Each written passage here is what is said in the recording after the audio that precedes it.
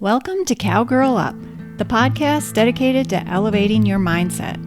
I'm your host, Laurie Blickenstaff, certified mental performance coach at mentalgame101.com. Well, here we are at the end of a really powerful week. And let me just say, if the content this week stirred something up in you, that is a good thing. That's awareness. And as you've heard me say before, yes, awareness is always the first step. So let's recap what we covered this week, because I really want it to stick with us over the weekend.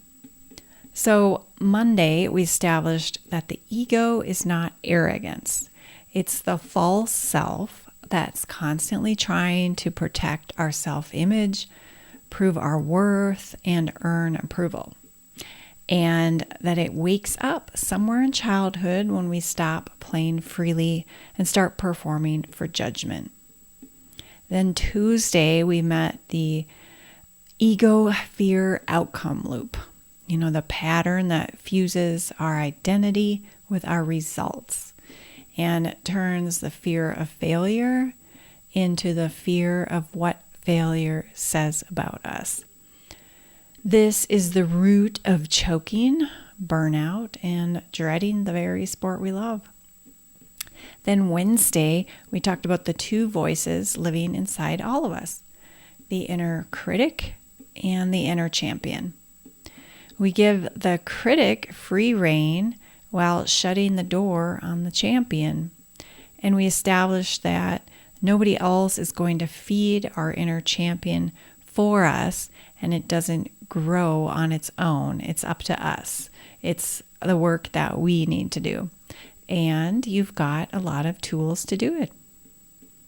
Then Thursday, we discovered the most powerful antidote to ego-driven performance. And that's competing from love instead of fear. Love for the sport, the process, the challenge, and the purpose behind it all. And we learned that true confidence isn't believing you'll win. It's knowing you'll be okay even if you don't. And all of it points to the same conclusion. The path to freedom in competition, and in life for that matter, is detaching your worth from your results. Instead, we want to root our identity in something that doesn't change when the scoreboard does. Something like character or faith or maybe our purpose. Remember in week 15, we talked about being uniquely and intentionally designed for a purpose. That purpose doesn't shrink when you have a bad run. It doesn't disappear when you mess up. It doesn't need a world title to be valid. And when you truly know that, when it goes from something you believe in your head to something you feel in your bones, that's when the ego loses its power over you. Now, Lauren Johnson told us in another week in the podcast that elite is a choice, not a chance. Well, choosing to compete from love instead of fear is one of the most elite decisions you will ever make. It is choosing freedom over fear, purpose over ego, and your inner champion over your inner critic every single day. So let's close this week with our power statement. Say it after me and really mean it. I feed my inner champion and it shows up for me. One more time. I feed my inner champion and it shows up for me. Now, go live it. And come back Monday, because next week we're doing something I've been looking forward to for a little while.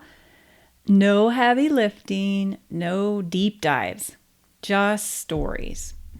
Timeless, powerful stories that teach without preaching and stick in your mind for endless impact.